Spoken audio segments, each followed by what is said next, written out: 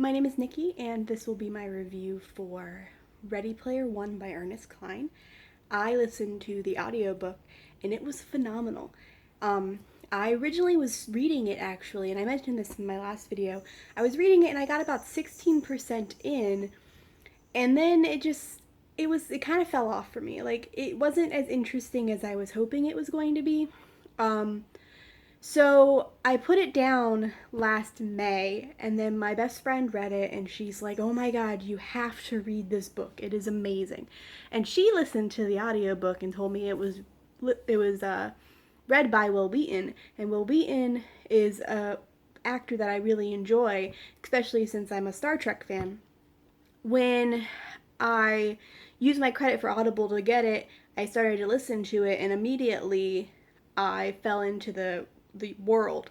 Listening to him speak about it is a lot more interesting actually, because it feels like you're sitting next to somebody and you're talking to them, and it felt like I was talking to the main character at the time, and I was speaking to Wade.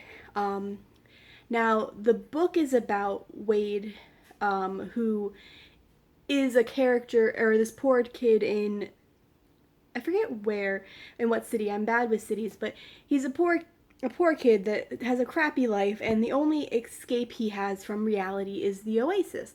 And the Oasis is basically a multimedia online RPG where you can play as anybody you want with any skills you want, but it costs money to travel and to eventually use that to level up. Now, the thing that's really cool about this Oasis game is that you can travel wherever you want and meet whomever you want, and you can go to school and you can work in the Oasis, which has some social issues, sure, but they seem to make it work out. And the creator in this of the Oasis, he passes away and creates a massive Easter egg hunt for the hidden egg inside the video game, basically, to give his to give his fortune to. So you follow Wade along and follow him trying to figure out this hunt and defeat the bad guy, which I don't want to give too much away, so that he could get it first. And I love the characters. I love the character buildings and the relationships and how different they all are. And I love the obsessions, because we all know that nerds and geeks and have fandoms, and we all have a little bit of an obsession, not gonna lie. There's a reason I love dragons and Star Trek and Supernatural. But they played on that, and they played on it very well.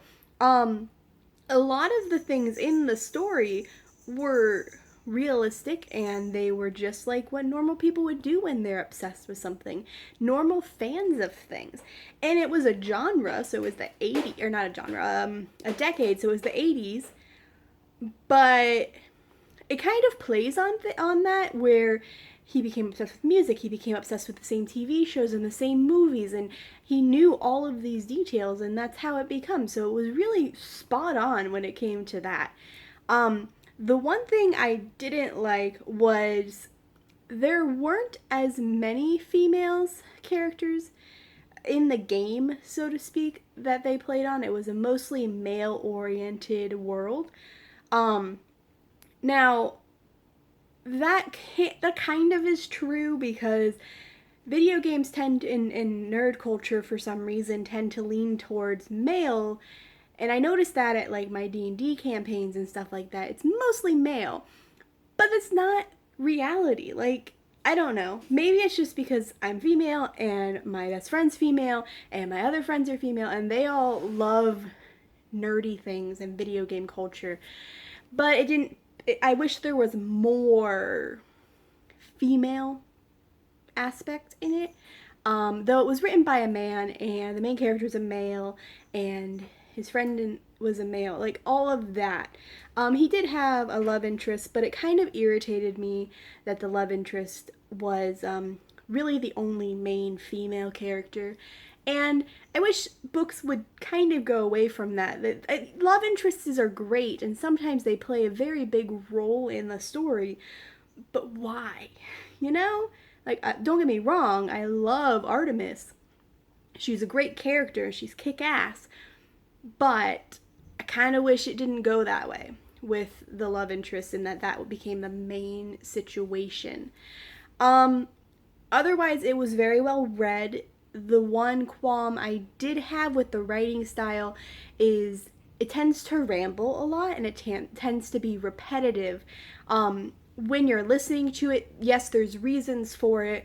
It sounds awkward though, because when you're listening to like the scoreboards and the text messages back and forth, it just sounds forced and awkward. I think those parts might be better reading it.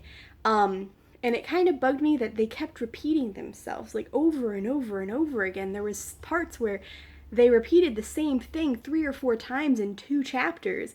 And I'm like, I get it. This is what's happening. I understand. You don't need to say it again. Thank you. But it didn't really take away from the story in any way. The story was good, and the Easter egg was good, and the way that they intertwined the mystery was very well done by Ernest Cline. He did a very good, thorough job of his event plan, basically.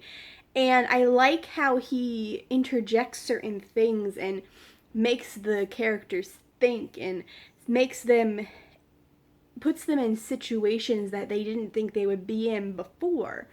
So that was good, and it made me really want to finish the story, so I was listening to it like all the time to get it done in like 2 days, which is a lot for me considering I listen to calls all day at work, and then to listen to an audiobook all night. It's just a lot. Overall, I gave this book 4 stars. I didn't give it 5 because of the little qualms that I had, but 4 stars, it was very good. I would recommend it to anybody. I have heard nothing but good things about this book. All of my friends who've read it have been trying to get me to read it for the last like almost a year now, and I finally did listen to it, and I'm glad I did. I do think that everybody should check it out, especially if you like some fantasy sci-fi, and if you're not a huge sci-fi fan, this actually is kind of a light sci-fi, I think, in the sense that yes, there's sci-fi aspects, but it's not like space sci-fi. And it also because it's video game based, you have to kind of be into the nerd culture to understand a lot of the jokes. Like a lot of them. If you're not, you could still read it or listen to it. I think some things might just kind of go over your head, and they did for me because I'm not into everything, but it was still a very good read, and I enjoy the fact that I enjoyed the ending. That's all I'm going to say. I don't want to give too much away. But overall, again, 4 stars. Check it out. It's on Amazon. It's on Audible. It's on probably at any bookstore out there. I would recommend it. And that's my review. I will talk to y'all later. Bye.